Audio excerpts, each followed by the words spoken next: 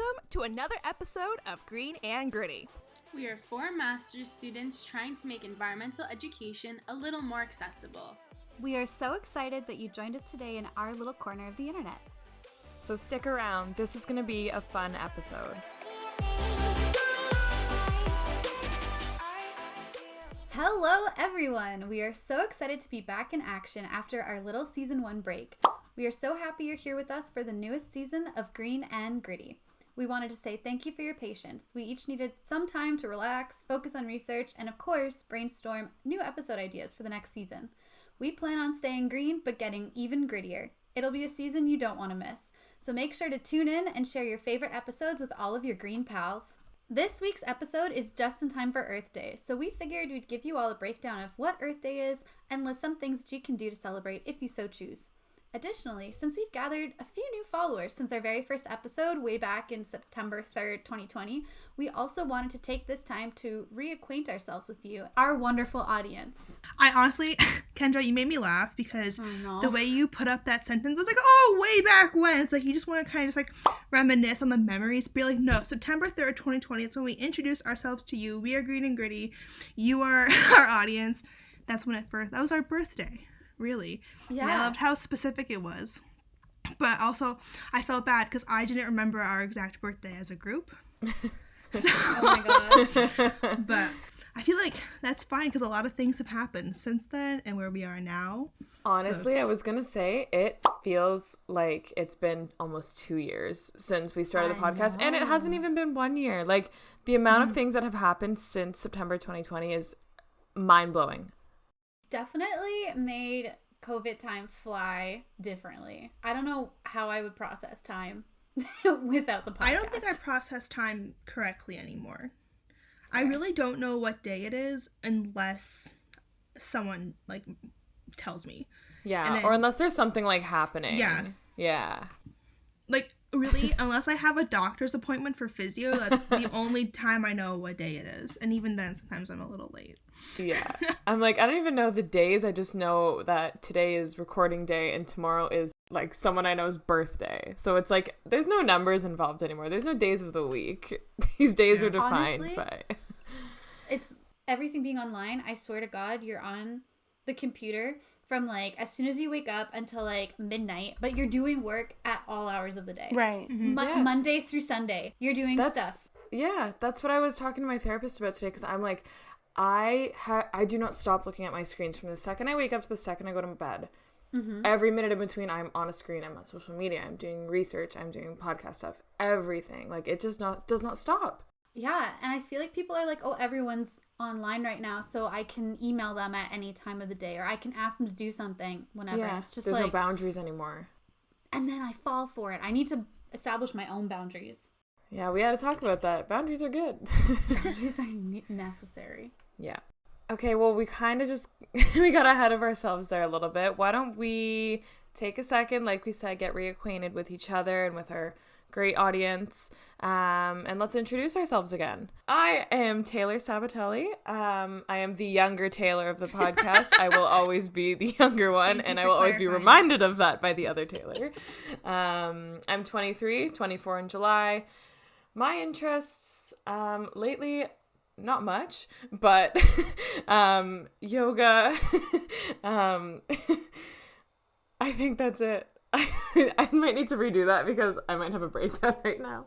But my interests are holding off apocalypse and not having an existential crisis every single day of the week. Only on Tuesdays. My interests are surviving in a pandemic. Okay, no, seriously. My interests are yoga, mountain climbing whenever I'm around a mountain, which is not often, but I would like it to be. And cooking. I would say I've been doing a lot of really cool cooking lately. A lot of vegan dishes have been delicious, keeping me feeling good. Shows I've been binging lately. You guys are gonna hate this, but Superstore. I have been obsessed with Superstore, or like literally any documentary or docuseries on Netflix. I'm there. I'm obsessed. I love that. I love the Superstore binge. It is a very exciting time. I laughed a lot, but oh my god, I love it. I want to rewatch it. I'm on season 5 right now, and I'm like, let's just start it again. Yeah, I love it too. You're gonna hate me. I got annoyed when I was watching that show, like through some of like the plot, and I just like fast forward a bunch of it because I was like, this, I can't handle this, like, will they, won't they? Either you do or you don't. I just like fast forwarded like I think all of season 3 or 4. See, I figured that's what you would do because you can't. Yeah, that's why I said. I can't sit through a show anymore. I even if I want to, I just fast forward characters I don't really care about, and then I just Ruthless. Get them out of the picture. I picture. don't watch anymore. But anyway, if you can't tell from the fast-paced sentences I'm just spitting out, my name is Taylor. I'm the older one. My hobbies are really an interest. It feels like a weird like blind date to everyone. or like a mediocre interview, you know? Oh my gosh. Well, we all know from the. I was about to say the audience is interviewing us to see if they want to keep hanging out with us. I'm like gosh. sweating. It like is I'm a under mediocre pressure interview, but we right gotta now. we gotta turn this electric vehicle around. Okay, yeah, interest, hobbies, my life passion. Well, as we all know, or if you don't, I guess know because you're new, my biggest thing is CrossFit and weightlifting. However, I have not been doing that a lot as of the second shutdown, mainly because of shutdowns, and then also because I just haven't been in the set where I want to like throw a bunch of weight over my body and like hold it up there and lift it out. So I've been kind of taking a break. However, I've been planning when and how to get into competing with Olympic weightlifting once I get more of a schedule in the summertime, because I checked out my numbers recently and compared it to like a study from a couple years ago, and I think I could be up there if I actually trained like an athlete and not just somebody who has a hobby. So I'm pretty excited. That's awesome. That's so exciting. Thank you. Yeah. So I'm pretty excited to see how that goes, because I'm actually I haven't been this excited about a sport since I discovered rugby back in high school. So my parents aren't too thrilled, but let's see how it goes. Other than that, I mean, if you have listened to previous episodes, and if we did keep in that earlier tangible sentence that I spewed, then you know that like a lot of this year has been me and figuring out how to live with myself in this pandemic and get back to who I was pre-pandemic. So that's just a lot of like understanding, which is where my boundaries thing was going to go, but boundaries and self-care and like what I want in the future and making sure that I actually go for what I want. So that's been like a lot of my energy has been fighting for that stuff. Not so much fun, cool activities like mountain climbing, which I'm just living vicariously through the other Taylor, really, for that one. Thank you. Thank you. But you know what? I'm glad you've been working on yourself. It seems like it's starting to pay off. I can see the clouds lifting a little bit. So yeah, it feels keep a it lot up, sister. Less weighted on my shoulders. It's weird. I don't know. But hopefully it's more uphill and no more downhill. I hated downhill. I like to be on the top. You're always on top in my books. Oh. That was so cute. All right. Y'all are so cute. I can't believe it. I love these girls so much. It's not even funny. Me and Taylor have always said, if it comes down to it, we're life partners. Yeah. I don't need anyone else. That's it. Can y'all adopt me? Sure. We're back. Hi, I'm Kendra. I am 24, almost 25. That's that. We're not going to talk about the almost quarter life crisis. Yeah, you're almost whether it's happened or not. By everything that I've said so far, they can tell that I am at that quarter life crisis. It's evident. Cool. My interests, honestly, I don't really know what they are anymore, because it's like, I don't know, what's an interest and what's work at this point, but I like to roller skate. I'm not good at it, but I like doing it. I do read a lot of books. I have like a goal that I set every year, and I always track how many books I read every year, and I always try to surpass my goal and all that kind of stuff. So I am quite the book nerd. And I also like to climb mountains when I'm near them, but I'll take a hill any day. As long as I'm outside, I'm happy with that. What are some things that I've been doing to keep busy in COVID, especially during the third wave? Okay. Oh God, that just triggered me. Okay, y'all. I'm so excited to share this new hobby and interest that I have, and that is refurbishing trash that I find on the side of the street. So, okay, it's iconic. It's Trash digger turned Facebook Marketplace selling star. Literally, we're trying to come up with a name so we can make an Instagram account because we're getting serious. So, okay, straight up, it started. I was out for a late night walk and I came across. Say we were on a fun walk. I was on a really fun late night walk and I came across this beautiful table that was like a little disheveled, but just like ready for garbage pickup because it was a Tuesday night and garbage comes Wednesday. So I decided to carry that table all the way home and fix it up, cleaned it. Really, all I had to do was get a single screwdriver and just tighten some bolts and shit. Like, it was fine. And then I sold it because, you know, I did do work on it.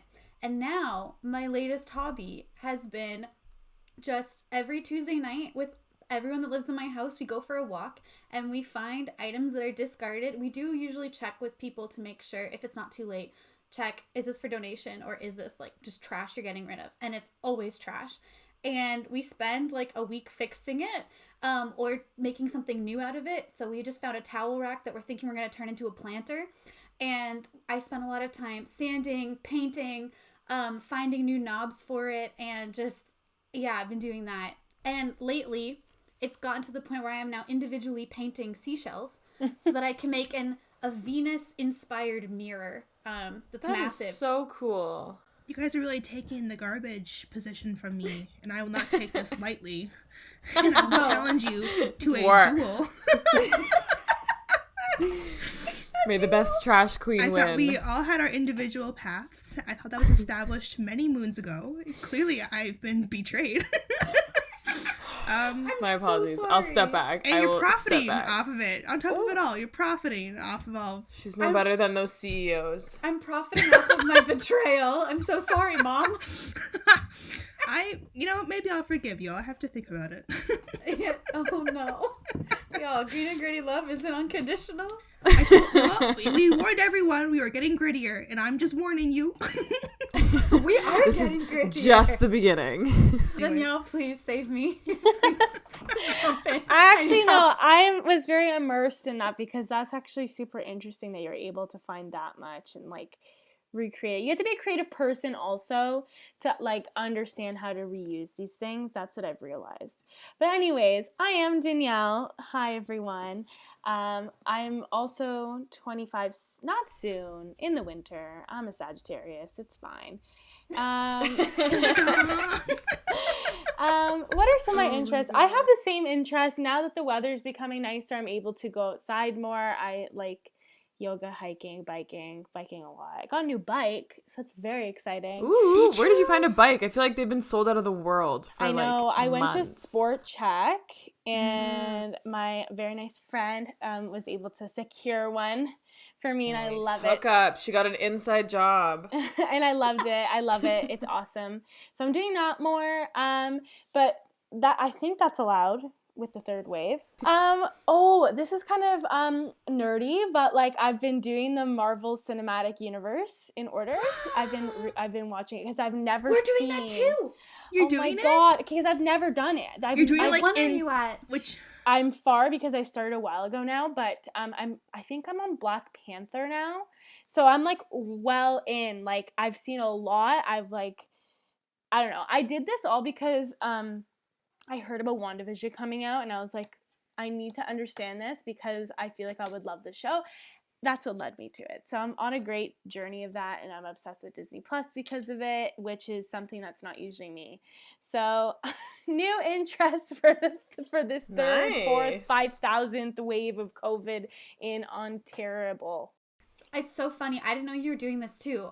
But yeah, my brother, we all started it in our household. And we're at Spider-Man, the first one.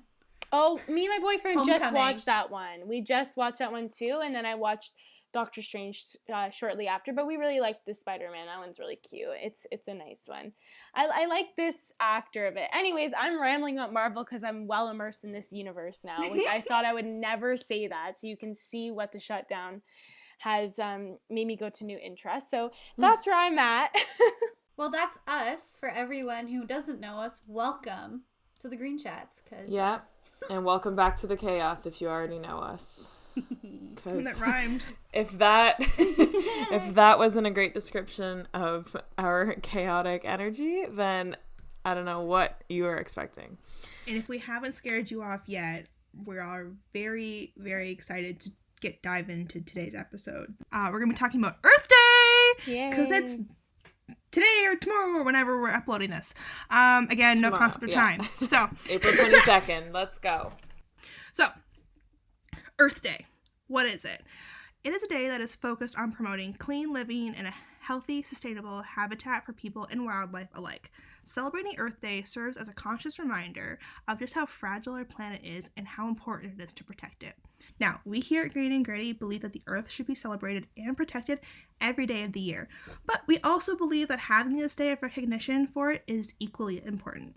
Taylor, I completely agree with you, and I'm going to get my long history condensed very quickly for you guys now so we can keep chatting and discussing ways to celebrate this. So to give some background about Earth Day, just before we get into discussing how to celebrate it if we want to, we can look back to Rachel Carson, who was an author and who released a book called Silent Spring in 1962. So I do know this is a little bit earlier than the first Earth Day, but this really started everything. So all these events kind of led to the 1970 drop of Earth Day, really because air pollution was actually seen as a good thing until Earth Day and, being more aware of it. And it's because it was always associated with wealth, development, growth.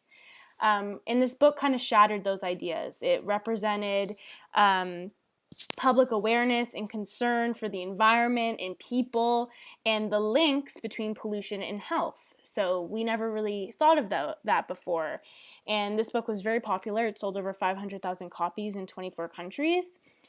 And this obliviousness of pollution, environmental links, it started to fall away, begin to fade. And then Senator Nelson in the States, he was a junior senator from Wisconsin, had been set off also by the 1969 Santa Barbara oil spill, and that's where we kind of saw the bang. So that's kind of where we saw it start to happen. So anti-war movements were really happening at this time too. So he thought, hey, we can see people are interested in speaking up and protesting and demonstrating. Let me get national media and other members of Congress and activists, and let's go to college campuses. And he chose this April date because it fell perfectly in between spring break and final exams, and this was to maximize the greatest student participation. So we had Earth Day drop in 1970, and this traction led to over 10% of the American population at the time to demonstrate for the environment. And it actually brought together a lot of people of a lot of backgrounds, which I thought was super cool, because we saw people from all political backgrounds and ideas actually come together to take this on. Like, they felt the urgency, they felt the concern. So that's kind of where Earth Day led. And then this also led further after that to more environmental laws and acts to be passed and, taken into account in the government. So 20 years after the first Earth Day went global as environmental leaders agreed to mobilize over 200 million people in 141 countries, boosting recycling and the 1992 UN Earth Summit. Flash forward, Earth Day 2020 marked 50 years of global action that resulted in mobilizing 1 billion people over 190 countries for transformative action for our planet. Some pretty big numbers. They are. I'm kind of skeptical just because I really dislike Earth Day. I love the Earth, but what I dislike about it is that it's only one day of the year that people pretend to care and actually do Valentine's stuff, Day. Yeah, mm-hmm. And it's like what we were ranting before off recording, and it's Taylor said it starts with good intentions, but then it just becomes something to play into the capitalist system. It becomes a monetized holiday and a kind of PR stunt when you really get down to it all. And that's not to say, like, just swear off the day completely, because, like, how No, we of course open, not. it's still important to recognize Earth Day. And, advocating for it, too, but... Yeah, but just, like, make sure that if Earth Day is something... Keep that energy year-round. that you all believe in and want to continue to fight for, and make sure you just fight for it, like, every day, and not just the one day. Yeah, we here at Green and Gritty do not support performative activism. We believe in... Oh, what's the word I'm looking for? Activism. Period. Yeah, that's it. That's the word. We don't believe in activism. I love the suspense, because what do we believe in? You know what I was going to say? You know what? I agree. I 100% agree.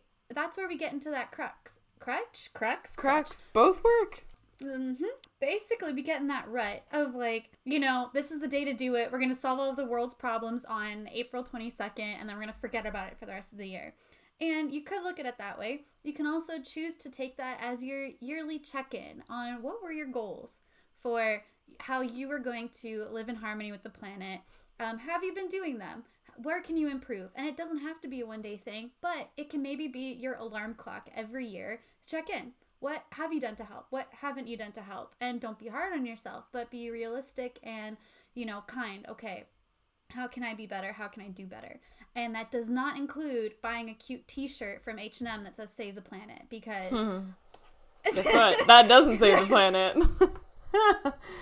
No, but Kendra, I like what you're saying. It's almost like a New Year's for the planet, right? Yes. Like, we face the bad in our, like, you know what I mean? It's like a major, like, I don't even want to call it a reality check, but we see the bad, but then we are excited to move forward and do different things, read 10 pages a day, drink more water, be more active. And it's like exactly what Kendra said. It should be like that for the earth. I do agree that it's very one-time-ish. It's almost like, should we have one of these a month? Like every month, should we be like, last day of the month, we're doing something earth-wise? That would be fantastic. Oh my God, revolutionary idea right there.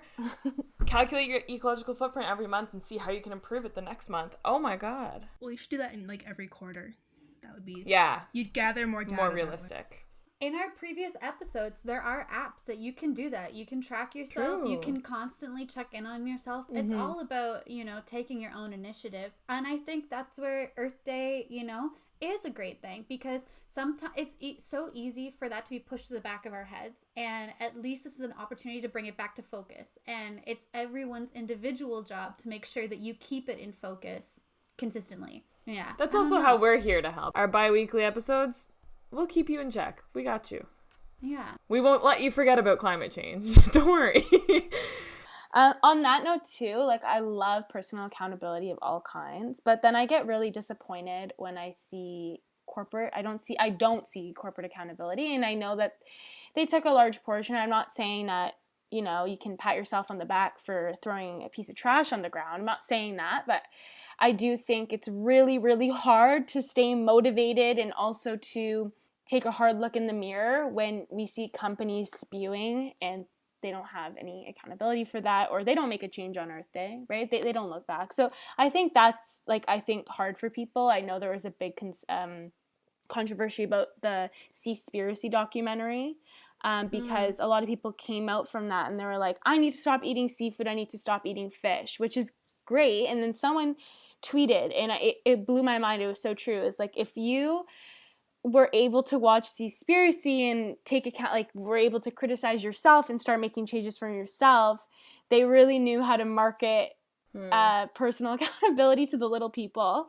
And that's so true, because it's like, why aren't the fisheries stopping? Or why aren't we, like, have accountability systems in place to prevent that from happening even? That's a rant, but it's just very, I think, also very difficult for people to be, like, super motivated and, like, faithful for change, like, in themselves, when it's not, like, across the board, right? We're so small. But again, that all leads into, we are small, but we can make change. That's how I'll end it. So is Danielle's Earth Day tips, is that you would like to see on Earth Day more, a way for it to improve is if more corporations or industries or whatever took that as a time to, like, have their own check-in. Exactly. And I really like what you said about the t-shirt. It's like, don't make the t-shirt that like, you know, because water and, you know, child labor. But yeah, that's why, like, you said that. There was a class that Taylor and I took, like one of our business classes, and basically, you know how there's like annual reports, but like some companies do produce like an annual sustainability like report. A lot right? of companies do. But a lot of that's like BS because they can just do anything in-house, and they don't give a lot. From the cases that we saw, we didn't see a lot of like hard metrics. It was just like a lot of like anecdotal stuff. So like even if that information is being produced, even in like how I was mentioning like ESGs a while back, like that stuff, because that's relatively new and what people are holding as like a standard to see like what companies are being like sustainable, and they show it through their financial records.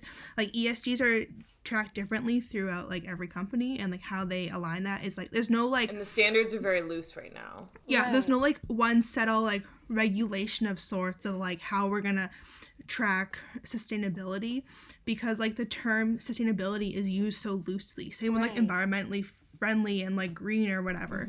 So I think for like real change for corporations to start, like those have to be like really defined, and that's going to be a challenge because like every industry is different, and then every country's approach is different, and then every like population's approach is also different. So I don't know, but that's just my little, we don't have to keep that in, but we can, or we're not. That's also just like my thought, because like the companies like are starting to do it, but it's not like a gold standard yet. That also scares me. If there is a standard that would be applied to all countries and all corporations. There shouldn't be one. There shouldn't be one like set for like all countries to follow, because every country operates completely differently. But like say like all like food manufacturers, like processed food manufacturers operate this way, construction this way, automotive this way, you know what I mean? I think in my mind, the way I have understood ESG and those reports and everything to be is that it's a percentage relative to overall operations, so that it is applicable to a lot of different industries, a lot of different companies, but you're still achieving the decrease and the environmental sustainability that we're trying to do with these ESGs. That is a whole other topic, though. Anyway, I have a fun story. Tell your story. Let's hear it. Because I had a story coming into the taping, which we all know, which I will definitely tell everybody. But also, I was researching my memories as you guys were talking about personal accountability, like on Earth Day, and how it's like a New Year's of a sense. And I actually really like that, because to take the April 22nd as like the day where you reflect on what you've done for the earth, and then how you can continue moving forward. And I thought, I actually have a memory of this, because I remember one Earth Day, I think I was like either finishing high school or starting undergrad, where I went to Niagara Falls around Earth Day. And I just remember looking at the falls and just being incredibly like fascinated by what I was like looking at, and just like hearing the water coming like down over, and then just like feeling the mist on my like face. I'm like, this is amazing. And then I remember at that moment I said like a little like mental note to Earth. I'm like, hey, what's up? It's me. And and I like literally made this vow. I'm like, I'm gonna do what I can to like not destroy you during my lifetime. That's so cute. Thank you. That's so sweet. So I'm a really good citizen.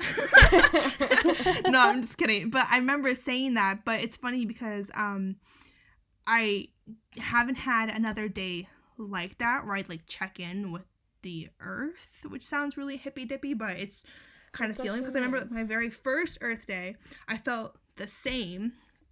I was like in school, I was like elementary, and all they did was like, we're gonna shut off the lights for an hour and sit in the dark for the first bit and get our crafts ready, because our craft was then to plant some tiny plant in like one of those tiny water cooler cups, right, and then go hang out and play outside. And I was so excited to do all that. So like every like year I looked forward to like, oh, I get to sit in the dark because it's Earth Day or whatever, and I get to like help the earth. But then as like I grew up, then that Earth Hour like got switched to days where I was never home and I couldn't just sit in the dark. I was at hockey practice, I was like wherever, you know? And so I think I've always like subconsciously looked for ways to like still have that hour. But I think now having like this new mindset of like personal accountability and like reflection on Earth Day, I can bring back that Niagara Falls moment, which will be like a refreshing start for like setting intentions. I think that's really cool. That's I so think like all full circle. But yeah, I think we should all like look for our Niagara Falls moments. Aw. I love that. That's my story. That's I don't a great know how tip. you guys celebrated Earth Day as like growing up compared to now. I don't know if we want to like chat Very about that or similar not. to your story. You know, the basic school activities. Sit in the dark, you watch a show or a presentation on what is Earth Day and how you can help and what you should do, and you know, none of it really stuck.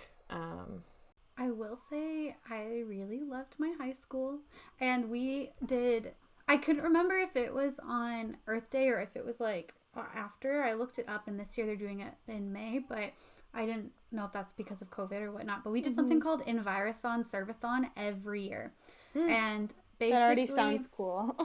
yeah, basically everyone in the school, mind you, it was a very small school, but everyone in the school was assigned basically a task. So I remember one year we helped out myself and everyone that was selected for this one task. We volunteered for the day on a farm helping to dig out like water trenches because it was a local farm and they, you know, provide to the community and they needed a certain task done. One year we took canoes and we just went around the Grand River and we picked up trash. We rolled out tires from the river. We did everything like that. I believe one year, one of the tasks that you could do was taking labels off of soup cans or something. It was something like that where it was like separating because then you can donate or you get incentives from something, so it helped raise money, I think, for a food bank. I can't quite remember that one. So like it was something that was kind of separate from the day, but like it was unique. It was definitely different, and because you did something new every year, it really kind of helped explain to people like There's so many things you can do. So many different ways. I also went to a religious school, so we also had chapel, and we usually would have a chapel dedicated to like the relationship between your spirituality and the planet.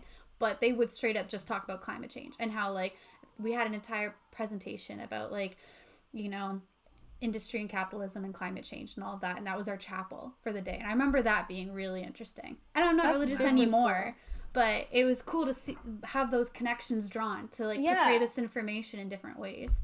I like that point about connections. Drawn out. Yeah, that's very different. It's very I like that a lot. That's unique. Yeah. I think it helps to bridge That's a great the way gap. to tell like the true story of like how it's kind of like interconnected and gets you guys like involved from a young age in like a fun way because you're doing activities and it's not fun. just. I like that. Like the best day of the entire school year is Envirothon Servathon every year, hands down. Ooh, Envirothon Servathon. Yeah, and it sounds nice. Envirothon Servathon. It was awesome. How are you friends celebrating Earth Day now? Should we tell them, Kendra? Yeah, we made a list. Taylor, you had a lot of really good contributions. I have a few that I can chime in, but you listed. Oh well, mine were just very general ones. It's stuff that I like to do with mostly myself. Some things that I love to do on Earth Day and a lot of other days, but Earth Day especially.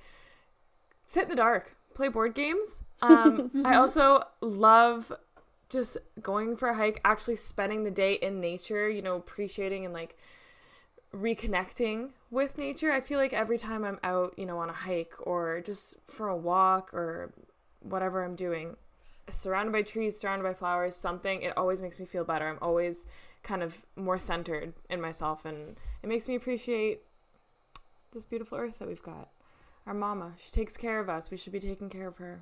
Yeah, I think this year I might do some gardening. My dad's backyard is looking a little shabby, so could use a little facelift. Give the earth some self-care. I love that little TLC. What about you guys? I was really hoping to be able to go up and spend time at my mom's house. Here it's difficult. I'm so busy. I don't really connect with the earth too much where I'm living now. But my mom does everything on her own. Like she has a massive garden that at this time of year just needs to be like revamped entirely to get ready for everything. Yeah. But she also taps her trees for maple syrup, so there's all the maple syrup burning, and that season's ending. But there's just so many different ways to really just lose yourself in the earth where my mom lives. So ideally I'd like to be up there. That's awesome. That sounds like a nice sanctuary. It really is a little piece of paradise, but I won't be going because I should stay in my city for COVID reasons. So I'll have my mom video chat with me while she does it. Yeah. I have a good way that's not conventional, but it's at a larger sense. I recently came across this article. Don't laugh. I know you shouldn't be just reading, but I find this is like a really good way. It's a very interesting article. And it's about decolonizing the atmosphere. Okay, sounds very like, it's not really discussed. It's kind of out there, but it's about understanding climate justice through climate debt. And this kind of speaks to how we said about a report card for countries to take on, and how it can't really be a standardized thing because the global north and the global south, as much as I dislike those terms, that's how they're referred to in this context, can't be on the same report card, right? That they have had so many different struggles. So I think this article that discusses relieving the climate debt from the global south, which basically just means relieving them of pressures because they have been, struggling with climate change because of countries like Canada and the US, can really help alleviate some climate justice issues and actually help the environment in the long run. And I just thought it was a really cool new take in understanding climate justice. And I know it's a larger sense to Earth Day rather than taking on something like a hike, which I still really, really do enjoy and love. But I just thought it was a really cool way to learn something. So learning something new, something we really love to do. That's why we started this podcast, right? So that's my little ditty that I thought would be something different to do for Earth Day. Your ditty? That is nice. It's always good to expand your mind a bit. I mean, I saw one of the guy's ideas, which is like a trash picker. Yeah. And I was gonna say, I've weirdly always wanted to do that. Okay, I have cool. a story. So I used to work for my city here in Oakville, and this was probably my summer job in 2017, maybe 2016, 2017, I think. And I literally used a trash picker all summer, and I cleaned up the side of the roads. I cleaned up the forest. I literally, my job was just like litter picker upper. I love that. Yes. Yeah. I really miss picking up litter because I know I have said this probably 1,000 times on the podcast. I used to be that person that picked up everyone's shit on the ground with my bare hands. Same. But now that it's COVID, I am very worried about doing that. So I haven't been able to do that, and I'm just itching to pick up some litter. So if we could. I had this idea because someone I know likes to hike a lot and loves being immersed in nature. I think every time I catch up with them, there's always a new story of where they hiked. But recently, one of their posts on something Instagram, I think, was all the trash they had picked up along the Bruce Trail. And I remember Taylor, the last hike the only hike we've been on together was that we just saw a bunch of trash, and we showed it on the GreenAndGritty story. And I was thinking if there's a way to literally do it, car parts we saw. Sorry, I'm so triggered by that.